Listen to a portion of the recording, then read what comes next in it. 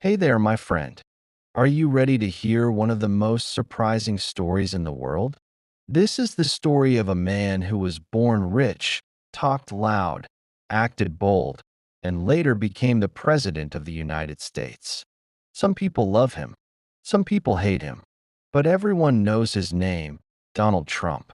He is not like other presidents. He is different. He is a businessman, a TV star, and a man full of confidence. He says what he wants. He doesn't care if people get angry. Some call him a genius. Others call him crazy. But no matter what, his life story is full of power, money, mistakes, and big wins. In this video, you will learn about Donald Trump's real life, from a rich boy in New York to one of the most powerful leaders in the world. You will learn how he grew up, how he made his money, how he became famous, and how he shocked the world by winning the election in 2016. His life is like a movie, full of drama, business, fame, and politics. But behind the show, there are lessons. Lessons about success, risk, leadership, and confidence. If you are learning English, this story will help you understand real words, real grammar, and real storytelling. If you love stories of famous people, this one will surprise you.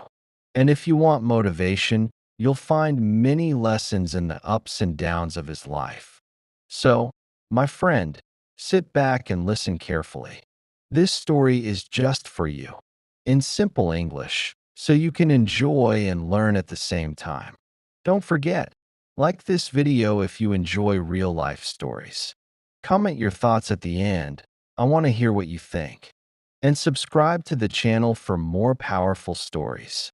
Now, are you ready to begin? Let's go to part one of the story of Donald Trump. Donald John Trump was born on June 14th, 1946, in New York City. He was the fourth of five children. His father, Fred Trump, was a successful businessman who built homes and apartment buildings in New York. He made a lot of money by building cheap but strong homes for middle-class families after World War II. Donald's mother, Mary Ann, came from Scotland. She was kind, polite, and very traditional. From the beginning, Donald's life was full of money and opportunity. He grew up in a large house in Queens, a part of New York City. Their home had many rooms, expensive furniture, and even servants. While many kids in America had to work hard to get what they wanted, Donald had everything: nice clothes, fancy toys, and even his own car when he got older. But Donald was not like his brothers and sisters. He was different. He was full of energy, very confident, and often in trouble. He loved attention. He wanted to win in every game, every argument, and every challenge. If he didn't win, he got angry. In school, Donald didn't always follow the rules. He liked to test the limits. Sometimes, he argued with teachers or got into fights with other kids. His parents worried about his future. They knew he was smart, but he needed discipline. When Donald was 13, his parents decided to send him to a special school, New York Military Academy. This was a private boarding school with military-style rules. Students had to wake up early, wear uniforms, march in lines, and follow strict schedules. At first, Donald didn't like it. He missed home. He didn't like the rules. But after some time, he adapted. He liked the structure. He liked competition. He wanted to be the best. At the academy, Donald became a top student. He played sports like baseball, football, and soccer. He became a leader among the students. He learned how to give orders, how to look strong, and how to take control of a team. This experience changed him. He learned that power and confidence can help you win. He also learned how to act tough and stay calm under pressure. These lessons would follow him into the world of business and later into politics. When he graduated from high school in 1964, Donald was ready for the next challenge, college. And not just any college. His goal was big, just like his personality. After finishing military school in 1964, Donald Trump was ready for a new journey, college life. He first went to Fordham University in New York. It was close to home, and he spent 2 years there. But Donald wanted more. He wanted something bigger, more powerful, more famous. So after 2 years, he transferred to the Wharton School of Finance at the University of Pennsylvania. Wharton was one of the best business schools in the country. It had a strong reputation. Donald believed that if he studied there, people would respect him more. He always said he liked to think big. While studying, Donald paid close attention to business and real estate. He didn't go to parties like many other students. Instead, he read books about money, business, and leadership. He also watched how his father ran the Trump Company. His goal was clear. He wanted to be a business winner, just like his father, but even bigger. In 1968, Donald graduated from Wharton with a degree in economics. He was 22 years old, full of energy, and ready to start working. He didn't waste time. He joined his father's company, Elizabeth Trump and Son. The company focused on building and managing middle-income apartments in New York's outer areas, places like Queens and Brooklyn. Donald learned everything from the ground up: how to manage buildings, how to deal with tenants, how to borrow money, and how to get building permits. But Donald didn't want to stay small. He didn't just want to manage apartments. He wanted to go into Manhattan, the center of the city, where the tallest towers and biggest business deals happened. Fred Trump, his father, was more careful. He believed Manhattan was risky. It cost a lot more money to build there. But Donald didn't care. He believed risk was part of success. He wanted fame, not just money. So, Donald started looking for deals in Manhattan. In 1971, at just 25 years old, he took control of the company and changed its name to the Trump Organization. He was now the boss. He had big ideas, big energy, and big dreams. He wanted to build towers, hotels, casinos, things that people would talk about. He didn't want to just make money. He wanted the world to see the Trump name in lights. This was the beginning of Donald Trump's bold and sometimes dangerous adventure in real estate. Some people said he was crazy. Others said he was brave. But Donald didn't care. He was ready to bet everything on his name and his vision. And soon, he would take Manhattan by storm. In the early 1970s, Donald Trump set his eyes on Manhattan, the heart of New York City. It was a place full of tall buildings, rich investors, celebrities, and powerful business leaders. Donald didn't want to be just another businessman. He wanted to be a star in the world of real estate. His first big move came in the mid-1970s, when he made a deal with the city to take over an old, broken-down hotel called the Commodore Hotel near Grand Central Station. Most people thought the hotel was useless, but Donald had a vision.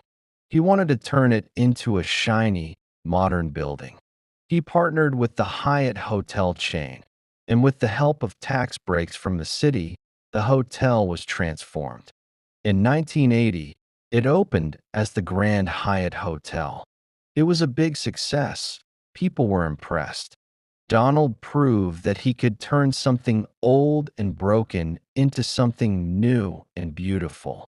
He also showed that he was a smart negotiator who could get deals done.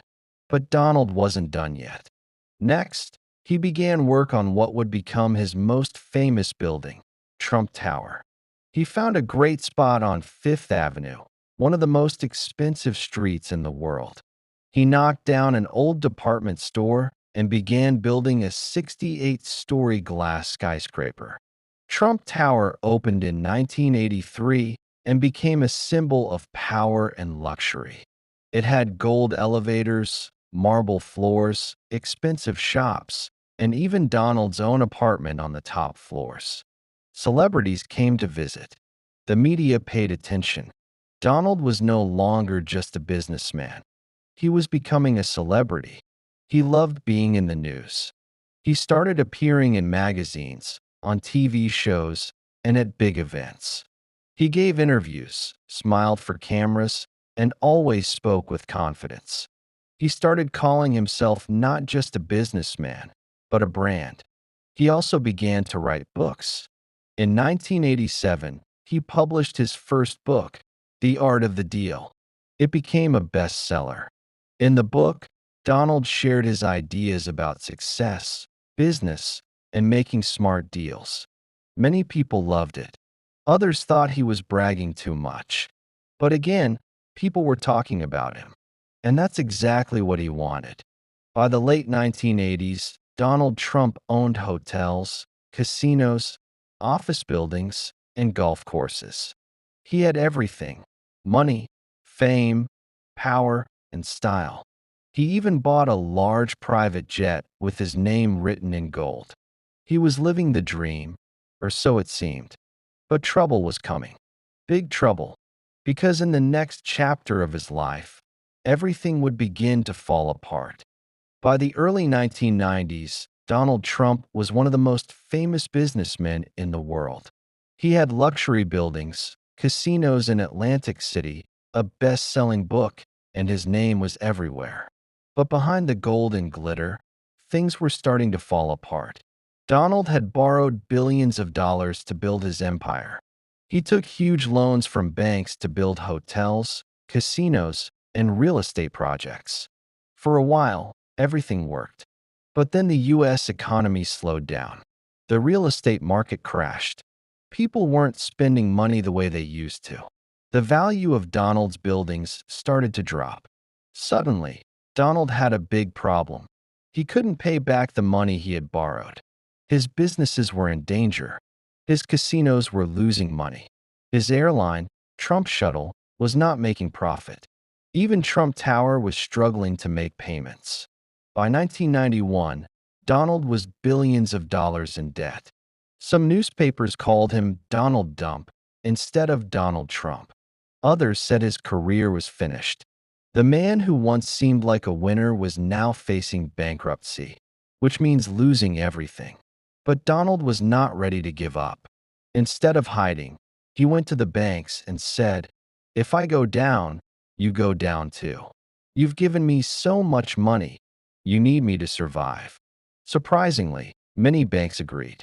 They restructured his debts, which means they gave him more time to pay back the money. They didn't want to lose everything either. Donald had managed to do something rare.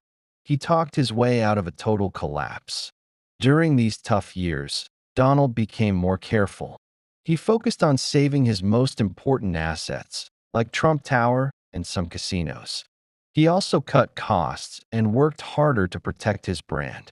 In 1993, Donald's personal life also changed. He married Marla Maples, an actress, and they had a daughter, Tiffany Trump. But the marriage didn't last long, and they divorced a few years later. Slowly, step by step, Donald began to rise again. He used his fame and name to make money in other ways. He allowed other businesses to use the Trump name on their buildings and products. This is called licensing. He didn't own everything, but he got paid to let others use his brand. By the end of the 1990s, Donald Trump was not as rich as before, but he had survived. He had learned how to stay in the spotlight, even when he was losing money. He was still a showman, still confident, still ready for more. And once again, Donald was planning his comeback, one that would soon bring him to television screens all over America. By the early 2000s, Donald Trump was no longer just known for buildings and business. He had become a celebrity. People knew his name, his style, his hair, and his bold attitude. But he wanted more. He wanted to be everywhere again. In 2004, he got his chance. A new TV show called The Apprentice was created, and Donald Trump was chosen to be the main star. The show was about young professionals competing to get a top job at one of Trump's companies. Every week, the contestants had to complete business tasks. The person who failed the most was sent home, and Donald would look at them and say the famous words, "You're fired." The phrase became a cultural moment. People loved it. Trump became more than a businessman. He became a TV icon. The Apprentice was a big success. Millions of people watched it every week. Trump sat at the head of the boardroom table in his suit, giving advice and judging the contestants. He looked powerful, smart, and in control. The show helped him rebuild his image after the troubles of the 1990s. With his new fame, Trump started making more business deals. He sold books again, gave speeches, and licensed his name for even more buildings, hotels, and products. People paid millions just to put the Trump name on their real estate projects, even if Donald didn't build them himself. He also appeared on magazine covers, red carpets, and late-night TV shows. He became a regular face in American pop culture. But behind the scenes, not everything was perfect. Some of Trump's businesses still failed. His casinos filed for bankruptcy again. His university project, Trump University, later caused legal trouble. Some people said he was more about image than real success. Still, Trump didn't slow down. He kept building his brand, strong, bold, and larger than life. During these years, Donald also focused on politics more. He started speaking about America's problems, like jobs going overseas, bad trade deals, and immigration. He said things that many people were thinking but were afraid to say. His words were often strong, sometimes controversial, but they always made the news. By 2011, people started asking, is Donald Trump going to run for president? At first, many didn't take him seriously. He had no political experience. He was a businessman and a TV star. But Trump said, if I see the country going in the wrong direction, I might run. He didn't run in 2012, but he watched, listened, and prepared. And then, in 2015, Donald Trump shocked the world. In June 2015, inside Trump Tower, Donald Trump stepped in front of a crowd of reporters and supporters. With American flags behind him, he made an announcement that surprised many. I am officially running for President of the United States. The moment was powerful. Some people laughed. Some were excited. Others were shocked. But one thing was clear, everyone was talking about it. From the very beginning, Trump's campaign was different. He didn't talk like a normal politician. He didn't use fancy words or careful language. Instead, he spoke directly, with bold and simple phrases. He said America was weak, the economy was broken, and other countries were taking advantage of the U.S. His main message was, "Make America great again." It became a powerful slogan. People wore red hats with those words. They showed up at his rallies in huge numbers. Many Americans, especially those in small towns and working-class areas, felt that Trump understood them. He talked about jobs, borders, and America first. But his campaign was also filled with controversy. He spoke very strongly about immigration, saying the U.S. needed to build a wall on the border with Mexico. He said many politicians were stupid or weak. He even attacked his own party's leaders. People in the media were shocked. Experts said he had no chance.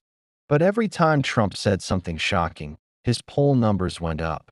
At debates, he was aggressive and confident. He called out his opponents and used nicknames like Little Marco and Lion Ted. The public had never seen a campaign like this before. Trump's use of Twitter also changed political communication. He tweeted his thoughts directly to millions of followers, day and night. It gave him power, attention, and control over the news cycle. Despite facing criticism from many news organizations, celebrities, and political experts, Trump won the Republican nomination in 2016. He had beaten 16 other candidates. Now, it was time to face Hillary Clinton, the Democratic nominee and former First Lady, Senator, and Secretary of State.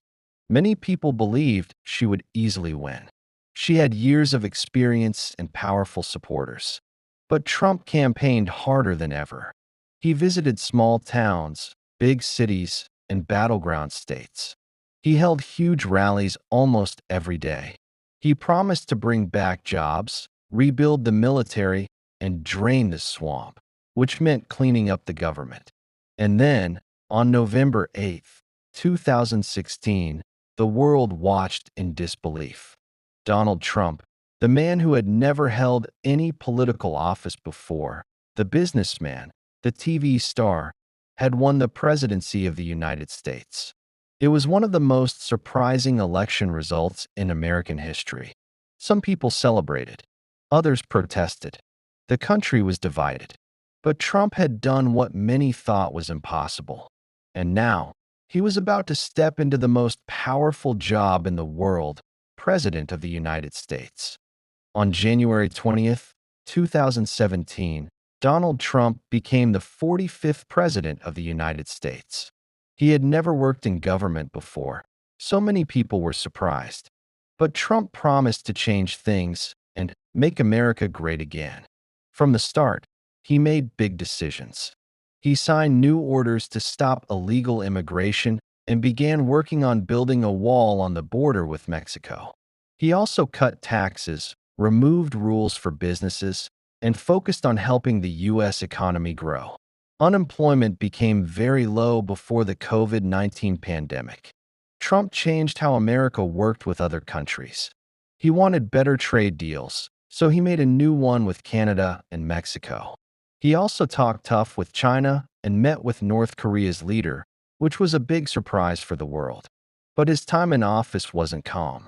Trump often fought with the media and called them fake news. He used Twitter a lot and said things that shocked many people. In 2019, Trump was impeached by the House of Representatives. They said he tried to use his power for personal gain. But the Senate voted not to remove him, so he stayed president. Then came 2020. The coronavirus spread across the world. Trump closed borders, helped make vaccines quickly, but many people criticized how he handled the crisis. That same year, big protests happened in the U.S. after the death of George Floyd. The country became very divided. And in November 2020, Americans had to vote again for their next president. In November 2020, Donald Trump ran for president again. His opponent was Joe Biden, who had been vice president under Barack Obama. The election happened during the COVID-19 pandemic. So many people voted early or by mail. When the votes were counted, Joe Biden won with more votes than any other candidate in U.S. history. But Trump said the election was not fair. He claimed there was fraud, even though courts and officials said the results were legal. On January 6th, 2021, something shocking happened. A large group of Trump supporters went to the U.S. Capitol. They broke in while Congress was confirming Biden's win. It was a sad and historic moment. Some people died, and many were arrested. After that, Trump was impeached again by the House of Representatives. This time, they said he encouraged the attack. But again, the Senate did not remove him. On January 20th, 2021, Trump left the White House. He did not attend Biden's inauguration, which was unusual. Even after leaving office, Trump stayed very popular with his supporters. He continued to speak at rallies and remained a strong voice in American politics. Many people believe he may run for president again. After leaving office in 2021, Donald Trump did not give up. He stayed active, gave speeches, and led the Republican Party. Many people still loved and supported him. In 2024, he decided to run for president again. The election was close and full of excitement. Millions of Americans voted. And in January 2025, Donald Trump made a big comeback. He became president of the United States for a second time. Now, Trump is back in the White House, once again leading the country. Some people are very happy, others are worried. But no one can deny Donald Trump is one of the most powerful and talked about leaders in modern history. Did you enjoy this story? If yes, don't forget to like, leave a comment, and subscribe to our channel for more inspiring and easy to understand stories. See you in the next video.